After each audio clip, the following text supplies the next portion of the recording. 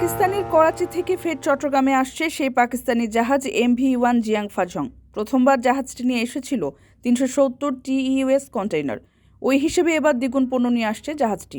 বুধবার shipping company ও বন্দর সূত্রে জানা গেছে, এদিন মেরিন ভেসেল ট্রাফিক ওয়েবসাইটে দেখা গেছে সংযুক্ত আরব আমিরাত থেকে পাকিস্তানের করাচি বন্দর হয়ে চট্টগ্রামমুখী জাহাজটি এখন শ্রীলঙ্কার কাছাকাছি রয়েছে। গত 11 ডিসেম্বর পাকিস্তানের করাচি বন্দর থেকে সর্বশেষ কন্টেইনার পণ্য বোঝাই করা হয় জাহাজটিতে।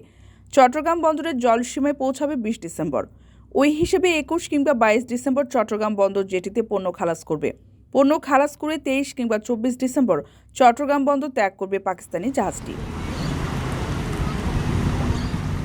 নভেম্বরের দ্বিতীয় সপ্তাহে পাকিস্তানের করাচি বন্দরের সঙ্গে চট্টগ্রামের সরাসরি কন্টেইনার জাহাজ যোগাযোগ চালু হয়। প্রথমবার 370 একক কন্টেইনার আনা হয় জাহাজটিতে করে। এর মধ্যে পাকিস্তান থেকে আনা হয় 297 একক কন্টেইনার। বাকিগুলো আনা হয় সংযুক্ত আরব আমিরাত থেকে। এবারে জাহাজটিতে 825 TEUS কন্টেইনার পণ্য রয়েছে। এসব কন্টেইনার নামিয়ে অন্তত 1200 TEUS কন্টেইনার নেওয়ার পরিকল্পনা রয়েছে শিপিং কোম্পানি ফিডার লাইন্স DMCCর।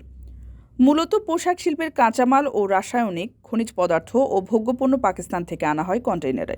এবারও জাহাজটিতে এসব পণ্য থাকতে পারে, তবে এসব কন্টেইনারে কী পণ্য রয়েছে তা নিশ্চিত হওয়া যায়নি।